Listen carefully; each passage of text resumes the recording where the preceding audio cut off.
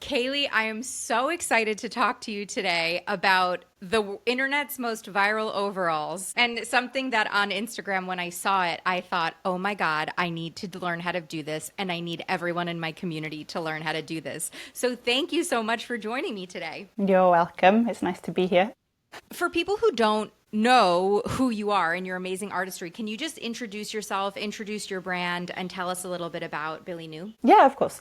So my name's Kaylee. I'm a British designer, but I live in Provence in the south of France. And BillyNou is a very, very small, slow fashion brand. I create everything from start to finish, mostly using vintage and antique textiles. And the most exciting thing about the brand is that I do natural dyeing, which is where I use pigments from nature, so plant pigments and sometimes bug pigments, flowers, and anything natural to colour the clothes that I make. It is so, your stuff is so gorgeous. Your website is so gorgeous. I just learned your partner is a photographer. So I'm like, oh, of course. These are like the most gorgeous photos. There's such an emotion to your clothes as well. I don't know if that makes sense, but when I'm on your website looking at your clothes, it like stirs something up in me, maybe because I'm connected to plants. But I'm curious, like, what has your history with nature been? Have you always been connected with nature? How do you become a professional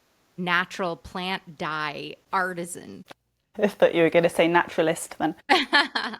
Well, yeah, I think I've always been connected to nature. Not necessarily very consciously, but I grew up in like the most beautiful surroundings in Wales, like in the middle of a valley, like always playing in the forest, like pretending there's fairies everywhere. I had animals. I went to a Steiner school, which I always attribute to my kind of creativity. Like I feel like I don't know if you know what a Steiner school is. It's like a Waldorf school, so it's like a Okay, kind of got it. like a yeah, so a type of school where kids get to be really creative and really are allowed to connect to nature really organically and authentically and just have the freedom to be creative. So yeah, I think I've always been very attracted to nature and animals. Always had kind of a green fingers, but not necessarily like diving into growing things myself, but just find it naturally like attractive and easy. Yeah, and now I would still say that I'm not like a professional flower grower, but I do grow my flowers in my garden to create colours for the clothes that I make, and I do workshops as well with the flowers that I grow. And yeah, now nature is just like a huge part of my business, I guess, because it's woven into everything about my brand, like everything from the fabrics that I use are all natural. I don't use any synthetic fibres or anything like that.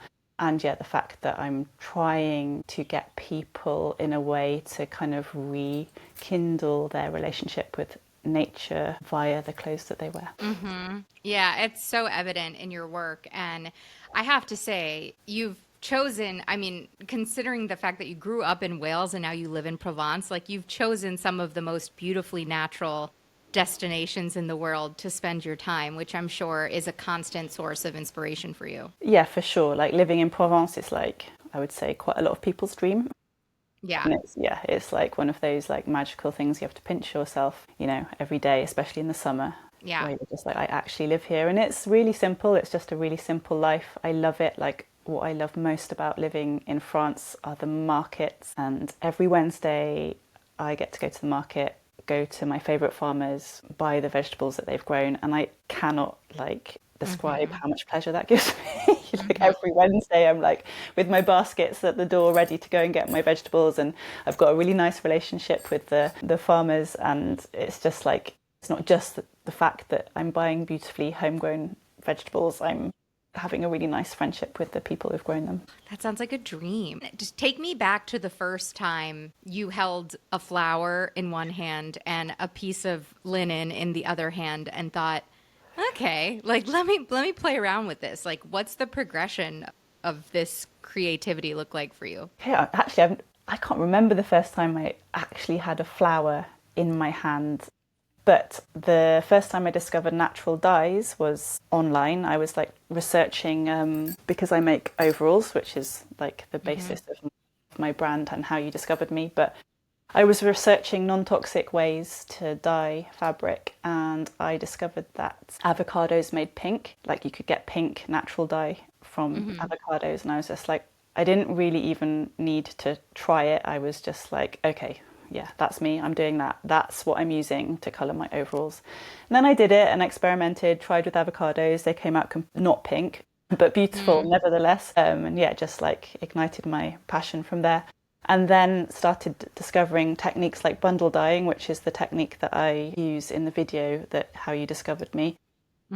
Yeah, and that was like using wildflowers, I think, that I found. Maybe poppies might have been one of my first experiments, but yeah.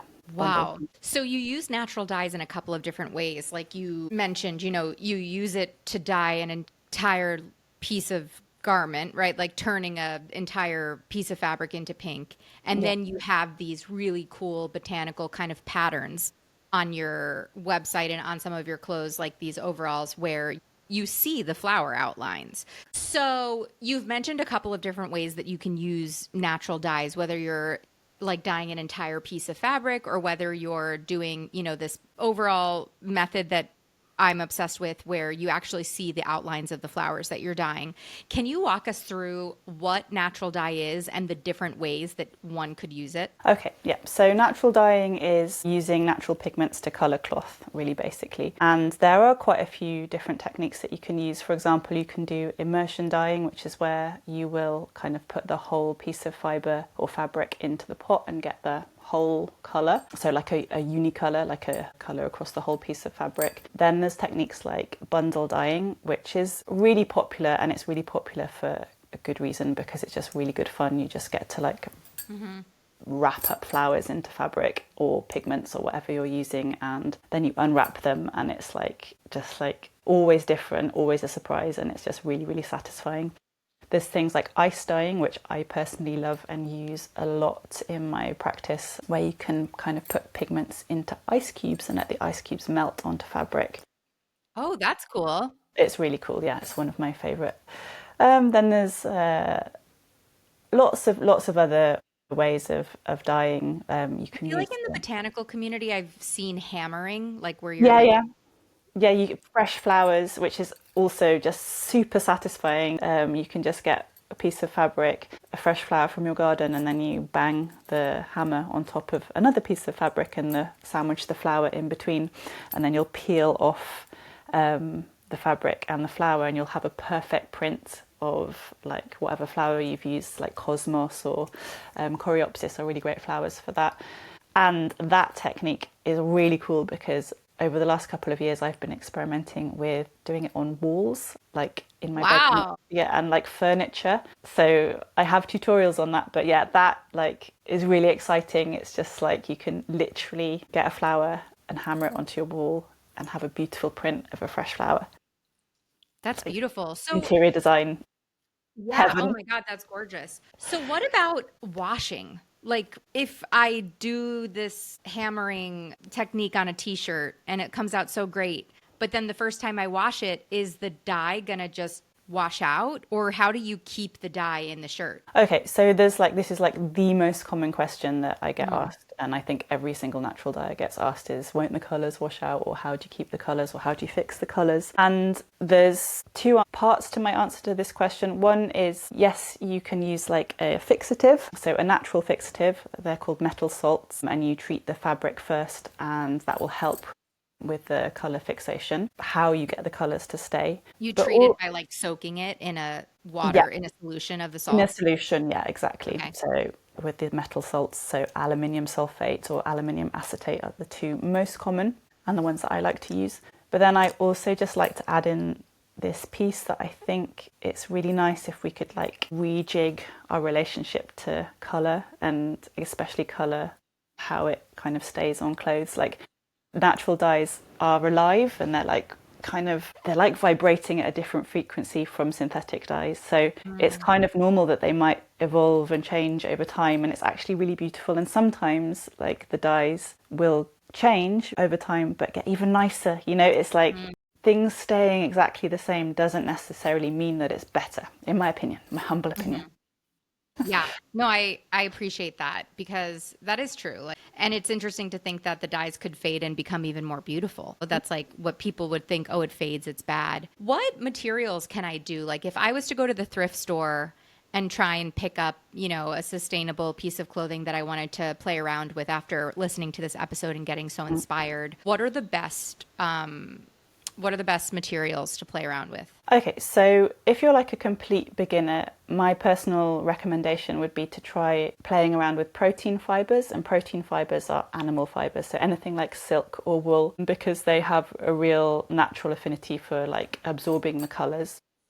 Interesting. But then if you want to get a bit more experimental, you can try using cellulose fibers, which are plant-based fibers, so anything like cotton or linen or bamboo. Those you will tend to need to properly fix before using them to get any kind of like vibrant results. Whereas silk, sometimes you can get away with out treating it at all, and you can still get some like really cool results. Oh my gosh, how many like times do you go to the thrift store and there's a million silk scarves that are like $1 each? You could Yeah, get a yeah. silk scarf and do a little silk scarf as a first trial. Okay, so if you're gonna do the linen, because my first thought would be to like do linen or something like that, you have to treat it with the salts Well, yes. beforehand. So you can treat it with aluminium acetate, which is what I tend Hmm. to use. But another way you can do it is by using soy milk. So soy milk isn't necessarily a fixative, but it behaves like a binder. So you can soak your fibers. You can do this with cellulose or protein fibers, and you can soak them in a solution of soy milk. And then you get them out, you let them dry, give them another soak, and that will mean that the colours will adhere more easily and stay longer to your fabrics. And it's just like a nice, fun, easy, everyone can get a bottle of soy milk, and Right, it's of soy really milk. good to do with kids. There's no like, you don't have to wear masks or anything because the other salts that you would use are powders, so you want to be careful when working with Got them. it. But if you just want to have some fun, then soy milk is a really, really like just great way to And start. whether you're treating with the salts or with aluminum, I think we say, right? And you say aluminium, Yeah. and then, or the soy milk, are you treating them, like soaking them and then Yeah. washing it out, or you're leaving it before you dye it? You're rinsing it out before You you are dye it. rinsing it. Yeah. Okay, got it. Well, with the soy milk, you can kind of let it cure, but you will always, when you're dyeing, you'll kind of soak your fibers before. But definitely with the aluminium salts, you kind of rinse them before, once you've done the process, but before you start Okay, got dyeing. it. Okay, cool. Can I do denim? Like, because I'm thinking I want to go thrift like some denim overalls and try this. Can I Yes. do denim? Yeah, absolutely. Anything natural. Also, don't worry if your fabric is already dyed. Like you can over dye things, like that's the fun thing. Then you'll get like an interesting Then you'll color. get different colors. Like if you think about the kind of what you learn in as a little kid, mixing colors, yellow and blue, you'll get green. Wow. So it's like, yeah, it's quite fun to think of Oh, that's so things fun. like that. Yeah. Is denim one of the fibers that I would have to treat ahead of time? Yes, you would have Okay. to, well, you'd have to go through a process of cleaning it very thoroughly.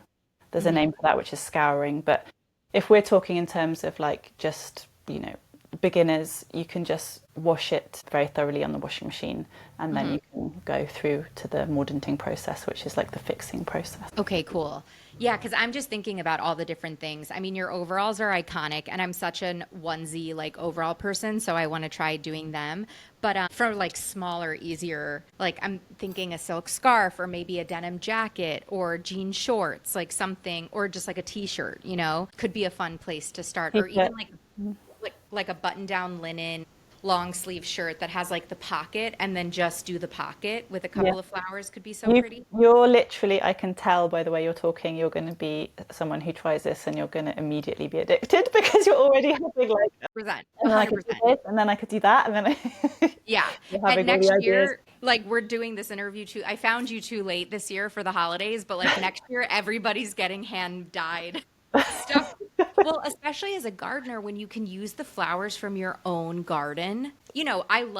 I grow flowers because I like gifting flowers. I love showing up to Mm. friends with like little native flower bouquets. But those only last for so long and then they die. But if I could preserve my bouquets in an interesting way, like that is so exciting to me. It's so exciting and it's so special, like wedding bouquets. You can also work with dried flowers, so you can enjoy your wedding bouquet then you can dry it, and then you can dye something like a silk pillowcase or something like that. And it's just such a special way to preserve and kind of Wow. immortalize the memories and colors and everything about the day, you know. Oh my God. Or you could get like a white little cute dress and dye it. And then on your anniversary, that's the dress you wear on your anniversary date every year.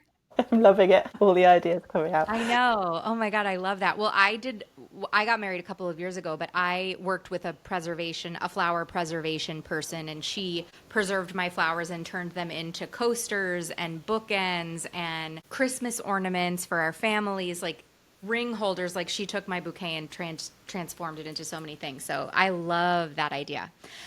Okay, so talk to me about this bundle method. So, for people who don't know, you went pretty viral on Instagram for this video you made with these standard, like white overalls that you did this bundle dyeing method, and you had a bunch of different flowers, bunch of different colors, and they came out and looked so cool. I can't even stand it. So, talk to me about this method. Is this the right beginner method? Like, what would be the best beginner method for someone? I would say this is just like anyone who wants to try this, you need to try bundle dyeing because Yeah.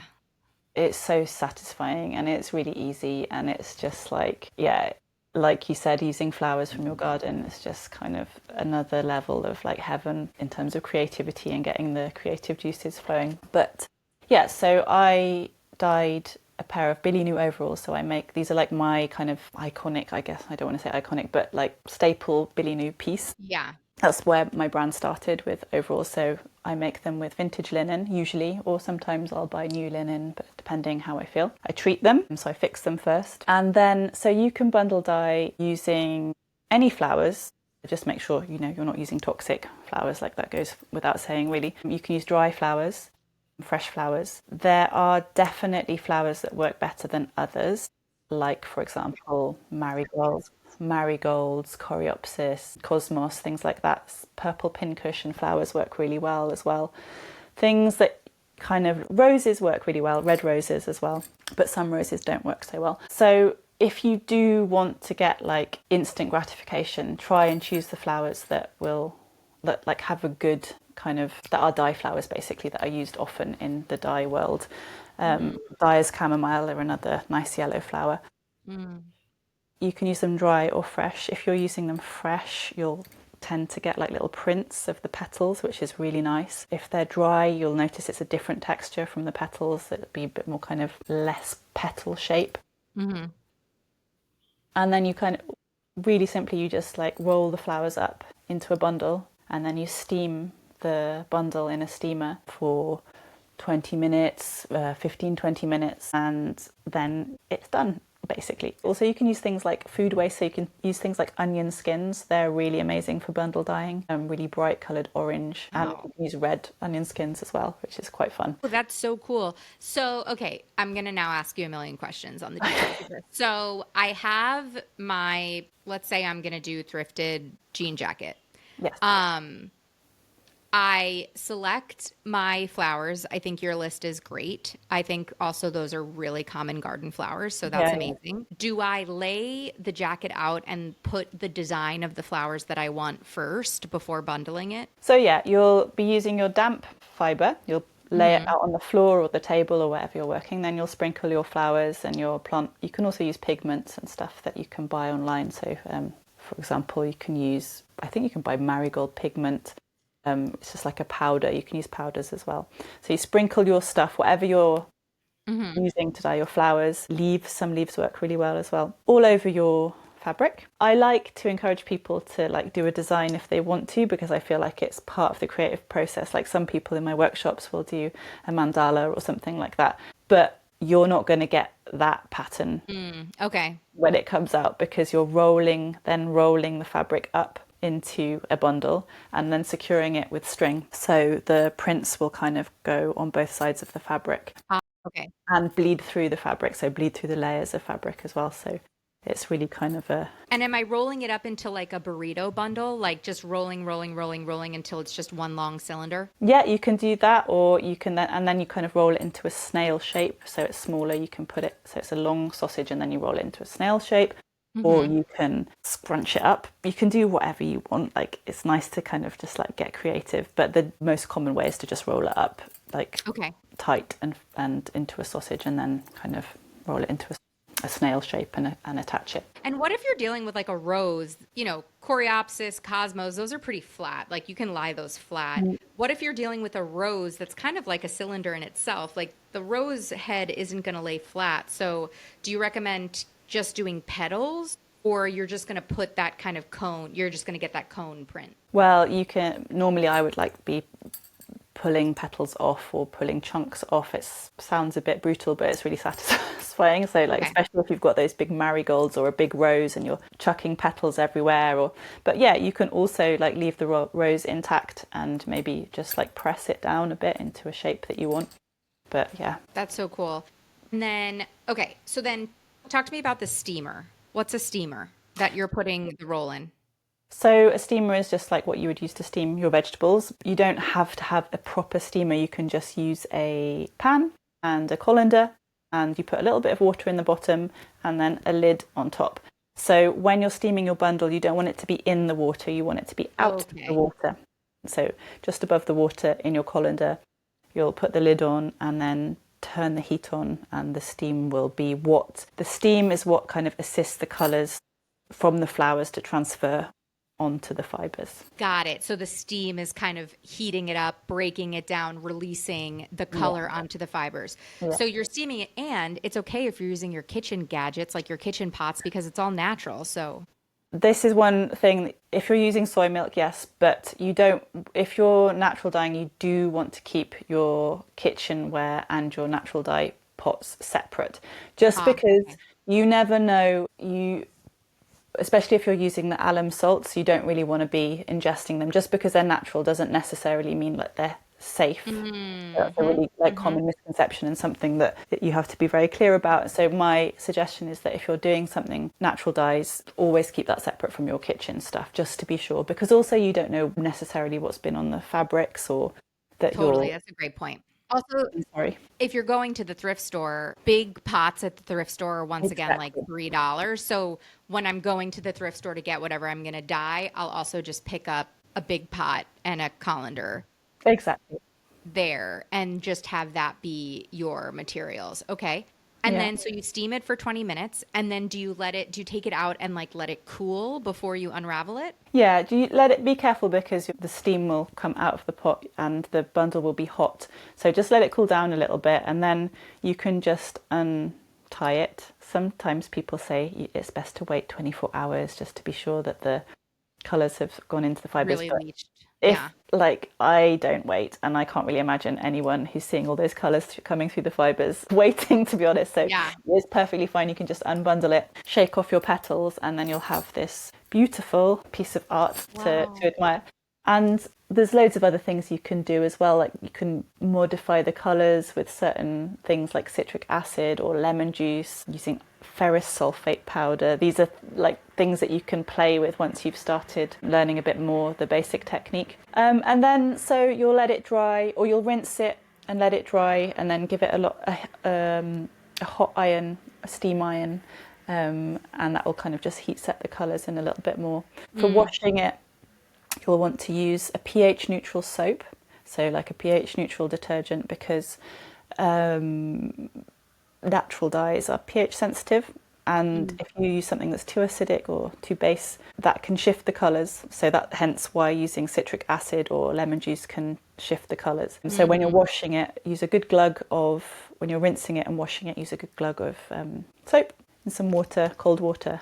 Give it the word, I've got the French word but not the English word, a frotte, Little mix. mix. Yeah, Yeah. just to get all the bits off and the excess colour. Yeah, and then you can hang it up to dry and it's wear it or whatever you're going to That do is with it. so cool. What's the coolest thing you've dyed? What's the coolest experiment you've done? Right now, I'm just really obsessed with ice dyeing. I've got these big, thick knitted woolen scarves that I knit out of lamb's wool on my knitting machine. So I actually studied knitwear in uni.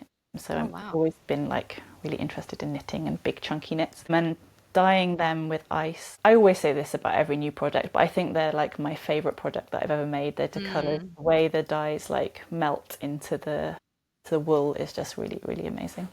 Yeah, I think those are like the big header on your website, right? Yes, at the moment, yes, they Yeah, are. they're gorgeous. They're really dreamy. It's a Yeah. very dreamy look. So with the ice dye, you're whipping up a big batch of dye from natural materials, freezing that liquid dye into ice cubes and then putting it on top. Yeah, you can do it like that, or you can use pigments to create a liquid, or you can put fresh flowers into ice cubes, which are quite nice because flowers, once they've been frozen, when they melt, they kind of like disintegrate. So it's kind of like they don't just stay as a flower, especially Mm. roses. Roses are really good for that. So they'll just like melt into the fibers, which is a nice way.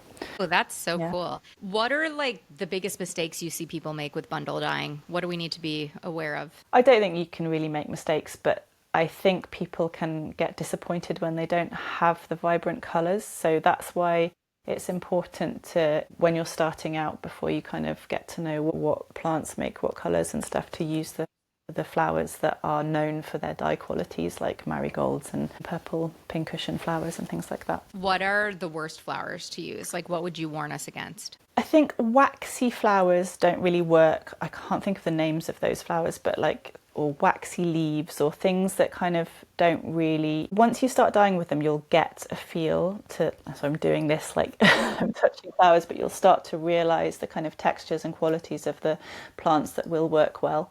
But yeah, or, there's things like maybe a white flower Hmm. Yeah, that makes that sense. it won't necessarily bring colour onto the fibre, but there are ways that you can coax colour out of a white flower if it has, for example, like a high tannin content or any tannin really. You can bring textures out from the dye that's from the white flower, even though you can't necessarily see it straight away. You can use ferrous sulfate, a solution of ferrous sulfate, and that will bring out like the textures from the flowers that don't have any colours. Sometimes I think it's quite nice as well, like to use plants or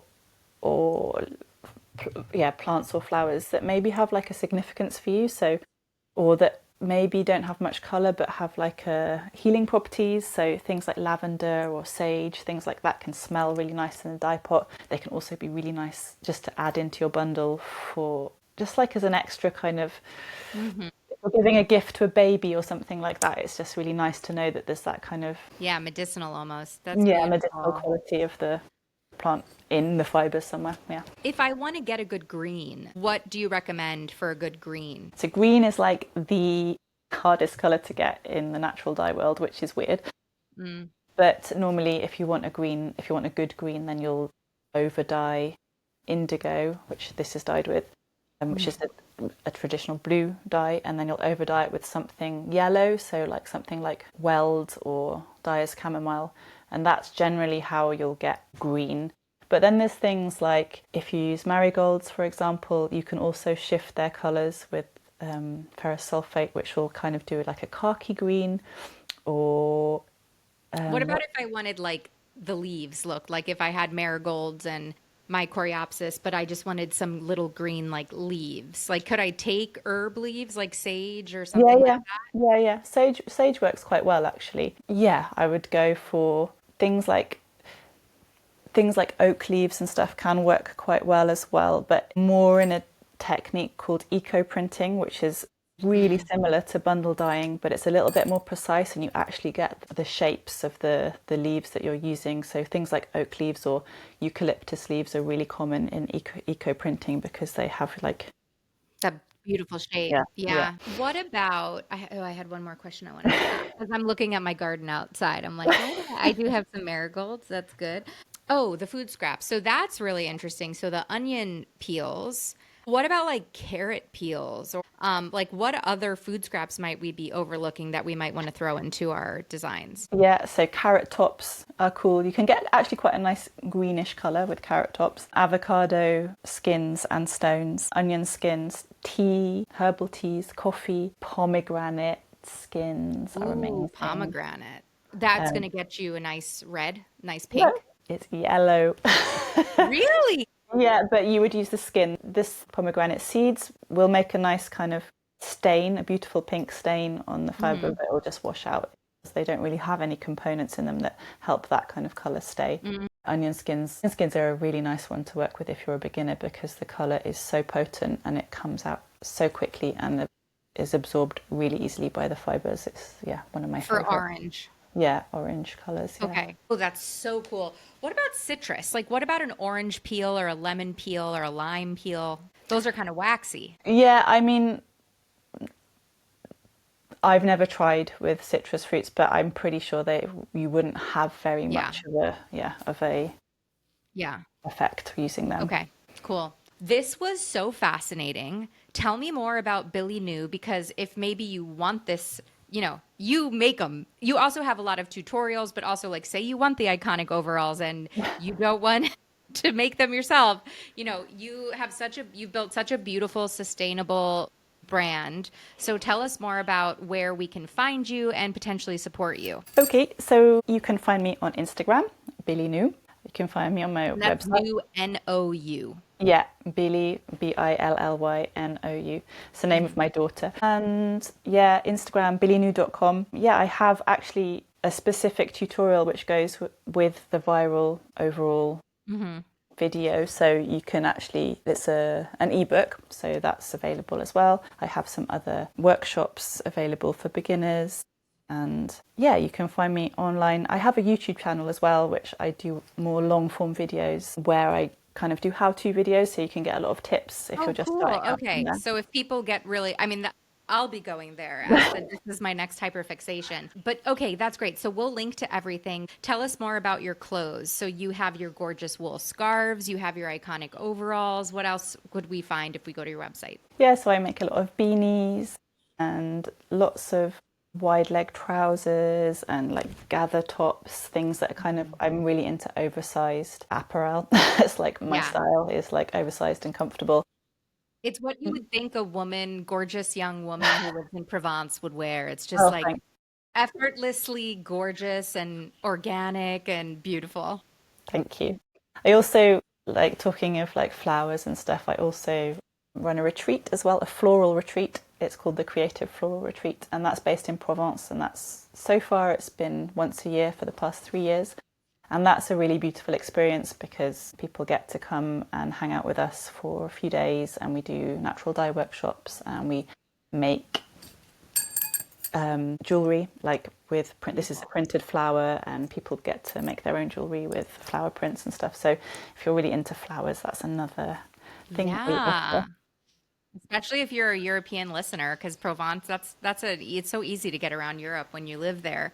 Yeah, That's amazing. Well, we'll put links to everything. Thank you so much. When I slid into your DMs, like as a total stranger, I was like, shout out to the listener who told me to reach out to you. She sent me your viral video and was like, thank it you, would be so listener. cool. Yes, it would be so cool if you interviewed her. And I was like, I'll try. I mean, she's a pretty big deal, but I'll try. So thank you so much. This was so fascinating. And I can't wait to do my first project. You're welcome. It's been an absolute pleasure, and thank you for helping me spread the word about natural dyes and flower power. My pleasure. Growing